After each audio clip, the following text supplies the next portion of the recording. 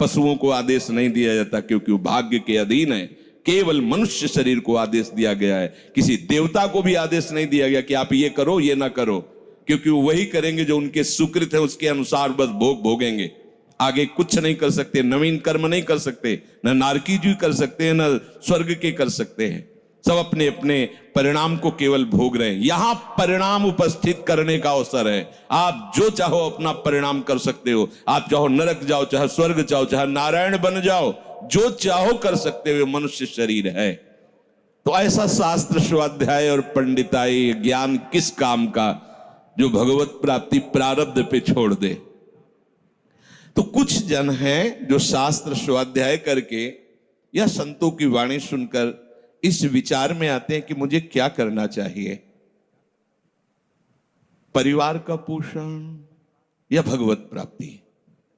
दो विभाग कर लिए इसलिए खतरा है, निर्णय नहीं कर सकता। और सही पूछो तो दो विभाग है नहीं, एक ही बात है। समझ जाओ तो वहीं वहीं भगवत प्राप्ति हो जाएगी। अब उसके विचार में आता है कि अभी तो ब्याह हुआ है, या अभी छोटे छोटे बच्चे हैं, या अभी बच्चों का ब्याह किया है, अभी नए हैं, क्या जाने संसार का, मेरी आवश्यकता है, नहीं तो संसार इनको परेशान कर देगा। और वो अपने अहम जनित कर्ता भाव से ऐसा बंध जाता है कि निर्णय ही नहीं कर पाता। श्री चरणदास जी कह रहे हैं, ए भाई समझो, जिस कर्तव्य को तुम विसार करके झूठे भाव को कर्तव्य मान रहे हो, अरे माया के दीवाने, अरे हिया नहीं रहना, करना अंत पयाना। यहां से जाना है, यहां से जाना है। ये भूल जाते हैं, माया की ऐसी भूल भुलैया है कि हमें शरीर में राग और शरीर संबंधियों के राग में सुख मिलने लगता है और लगता है कि मैं अविनाशी हूं। वैसे मैं तो अविनाशी ही है, पर विनाशी को लेकर मैं ये भूल कर बैठता है, और जिसको पकड़ा है वो सब विनाशी, सब विनाशी। गो गोचर जहां लगु मन जाई, सो सब माया जानो भाई। दुनिया में लाखों का मेला जुड़ा, हंसा जब जब उड़ा तो अकेला उड़ा। समझो, ये माया की चाल है जो तुम्हें समझने नहीं दे रही। अरे भाई समझो, समझो, अरे माया के दीवानों, यहां से हमें जाना है, जाना है। कुछ साथ नहीं ले जाना है, कोई साथ नहीं जाएगा। बस तुम फंस गए हो मोह दलदल में। ये कुटुंब का मोह ऐसा मोह है कि कैसे तुम्हें बताएं। याद ही नहीं आती कि मुझे जाना है, याद ही नहीं आता कि सब छूटना है, ये समझ में नहीं आता कि मैं आया किस लिए। बड़ी विचित्र भूल भुलैया है। मोह कुटुंब के अवसर खोयो। दो बातें आती हैं, परिवार का पालन पोषण, ये धर्म पालन करूं, या हरि का भजन करके भगवत प्राप्ति करूं। तो बोले मोह कुटुंब के अवसर खोयो। अवसर मिला है तुमने, भलो पायो दांव रे, चूक ना अवसर प्यारे, भलो पायो दांव रे। बड़ा अच्छा अवसर मिला है भजन करने का, चूक गए तो फिर पछताना पड़ेगा। हरि की शुद्ध बिसराई। अब वो निर्णय करता है परिवार के पोषण का, क्योंकि मोह ममता है। पीछे का, हर बार सत्संग में कहते हैं कि पीछे का रास्ता एकदम बंद हो जाना चाहिए, कि आगे कोई भयावह स्थिति आवे तो लौटने का रास्ता नहीं रहना चाहिए। उपासक को पीछे का मार्ग बंद कर देना चाहिए। पर होता क्या है, अपने लोग बहुत कमजोर हैं, तो कदम ऐसे रखते हैं पर पीछे वाला पुष्ट बनाए रखते हैं कि अगर इधर थोड़ी भी आंच लगी तो कदम पीछे करके सुरक्षित हो जाए। वो सुरक्षित नहीं है, वो सुरक्षित नहीं है, वो असुरक्षा है। परिवार का राग, अन्य भरोसा, किसी देहधारी का भरोसा, किसी वस्तुओं, ये भरोसे लायक चीज है, अरे क्षण में बिगड़ जाने वाली चीज है। भरोसा तो हरि का है, भरोसा तो हरि गुरु चरण सेवा अनुसरो। ये भरोसा कभी तुम्हें विश्वासहीन नहीं होने देगा। ये भरोसा कभी धोखा नहीं, साधुते हो न कारज हानि, कभी तुम्हारा मंगल नहीं हो सकता। मोह कुटुंब के अवसर खोयो, हरि की शुद्ध बिसराई। अब दिन तो बैल की तरह काम करने में व्यतीत हो रहा है और रात्रि नींद और भोग में समाप्त हो रही है। 8 पहर की 60 घड़ियां बेकार में इसने व्यतीत कर दी।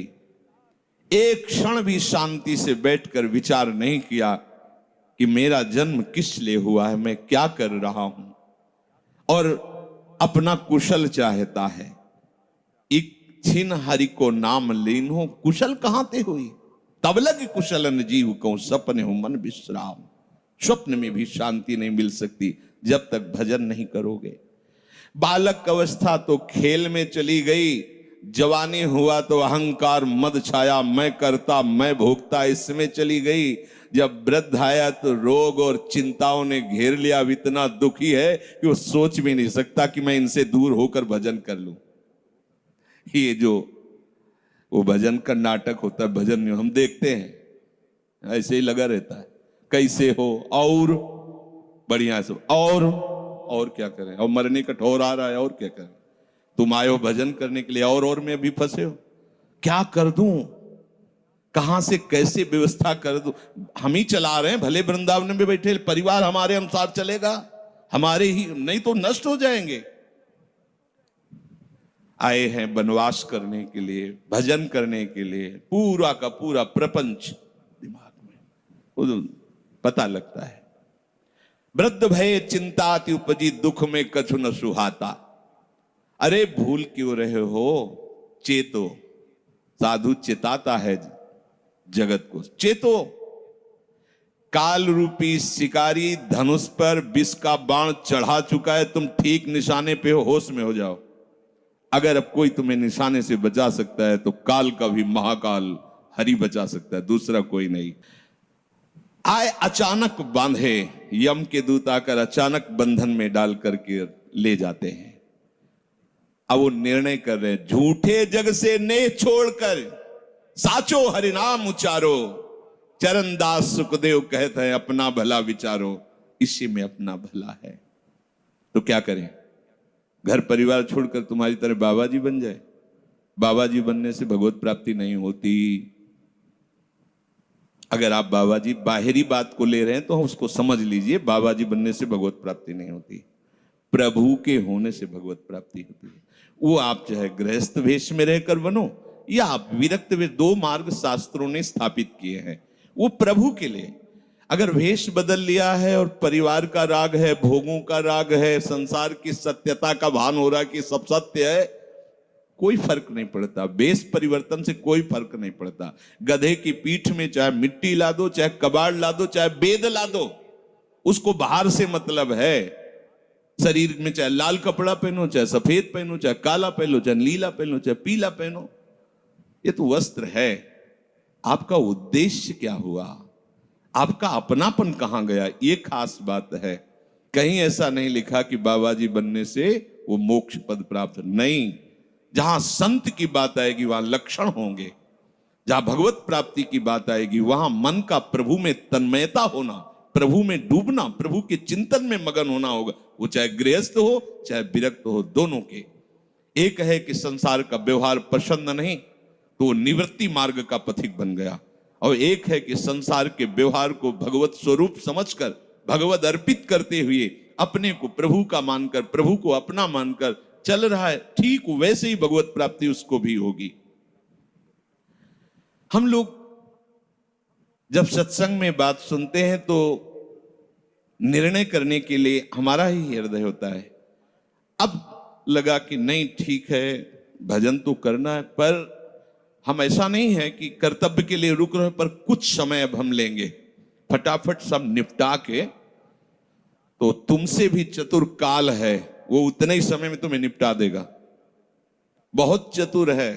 हमने बहुत से लोगों के मुझ से सुना है कि बस ये काम हो जाए हम आए, आज तक वो लौट के नहीं आ पाए, क्योंकि वो गली ऐसी है, क्या है, बहुत दलदल है आगे। जो गया ना मोह कलिल में डूबा, अब निकल पाना बड़ा मुश्किल है।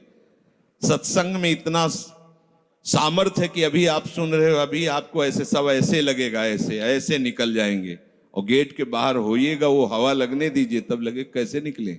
ऐसी प्रचंड माया है। इसीलिए तन ही राख सत्संग में तो मन ही प्रेम रस भेयो। तब मन प्रेम रस में जब बराबर सत्संग होता रहे, बराबर साधु संग मिले। ऐ साधु, ये तमाशा है, तमाशा बस 2 घड़ी का तमाशा है। यहां जितने इकट्ठे हुए हो ये सब मिल नहीं सकते। माता पिता भाई बंधु सब बिछुड़ते चले जा रहे हैं। जो ही आकर सब इकट्ठे मिले हो ये कभी इकट्ठे नहीं रह सकते। ये कुछ समय का है। संतों ने इसे 2 घड़ी का ऐसे ऐसे व्यतीत हुआ।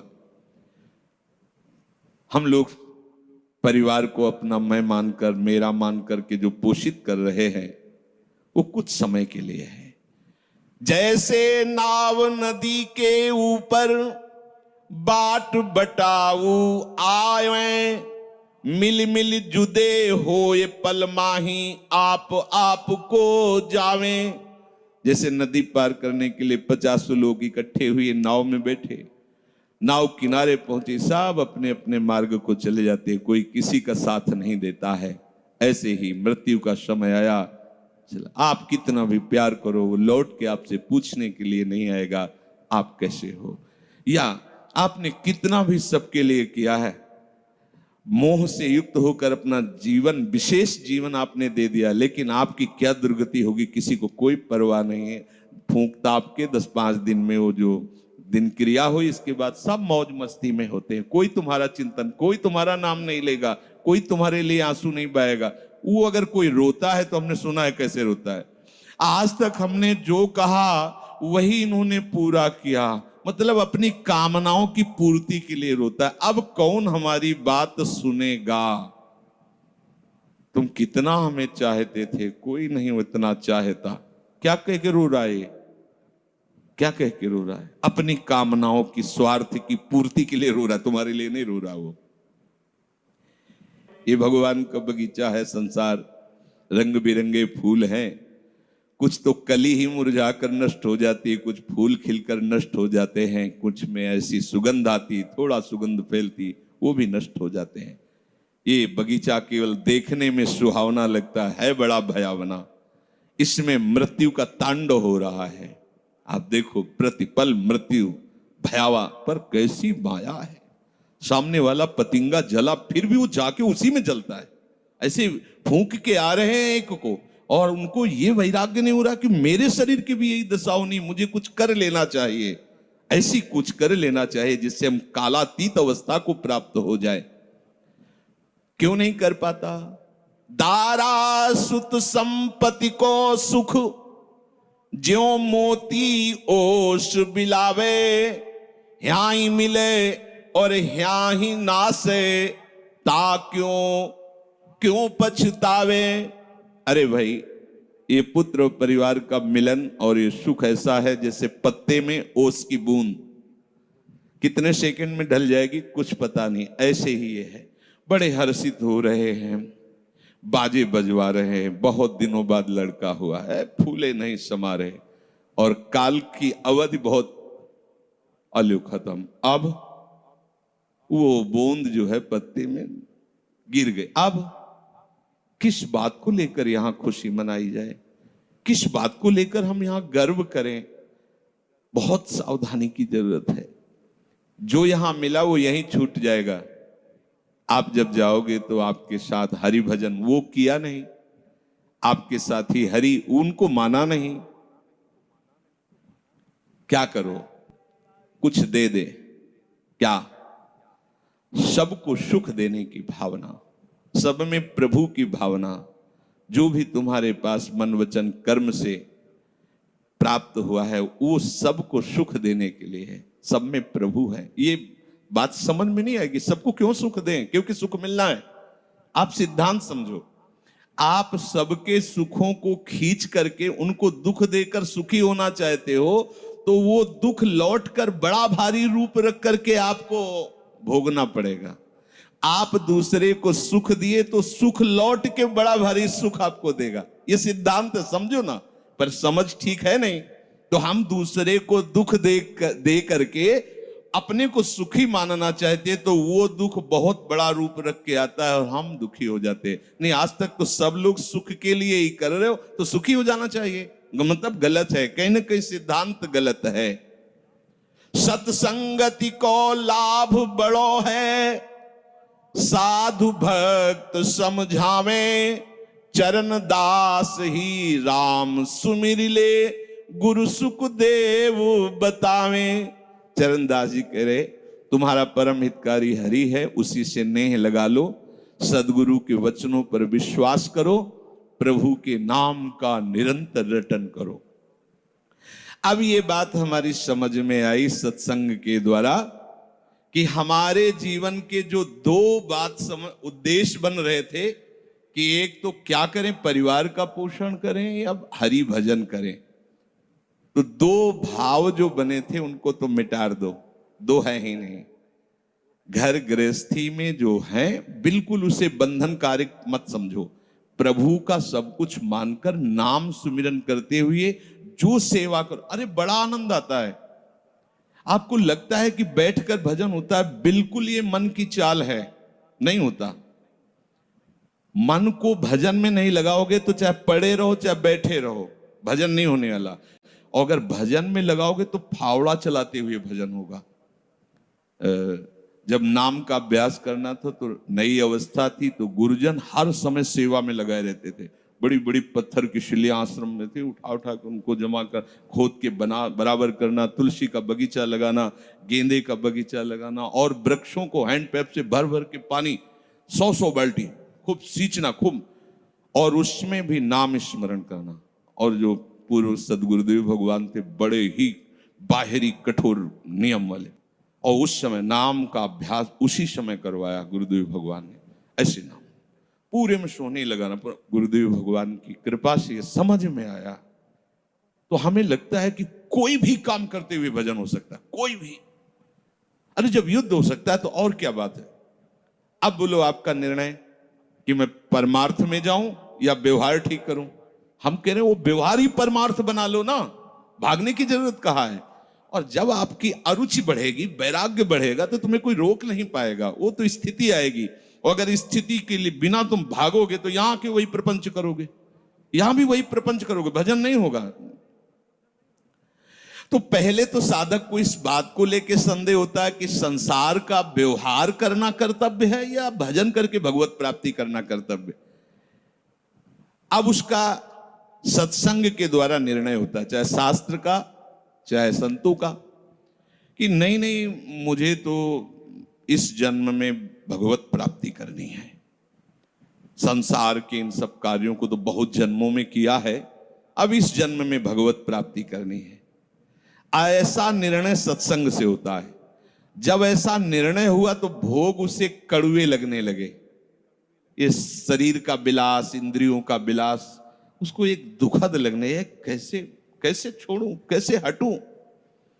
अब उसी को वैराग्य कहते हैं। अब उसके अंदर वैराग्य बढ़ने लगा।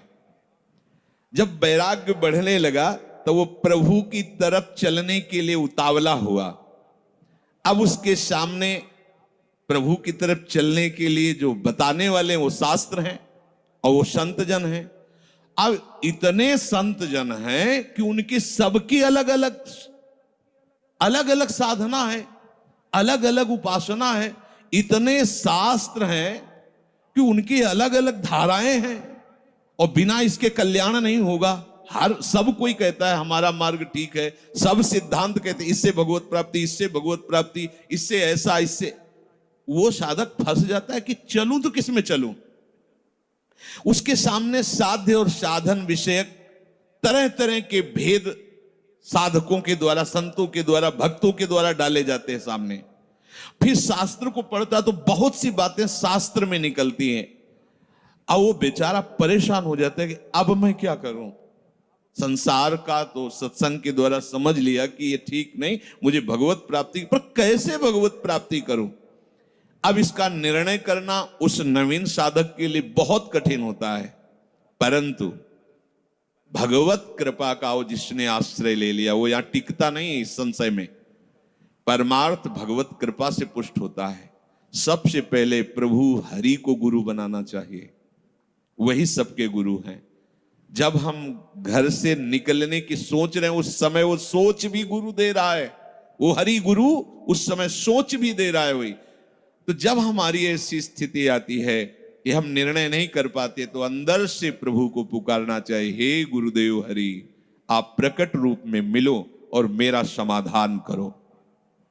अब जो ही वो अंदर से ऐसी दशा में प्रभु की शरण होकर के पुकारता है तो भगवत कृपा उसे सदगुरुदेव के रूप में प्राप्त हो जाती है। ये ओहो, जो मैं खोज रहा था वो मिल गया।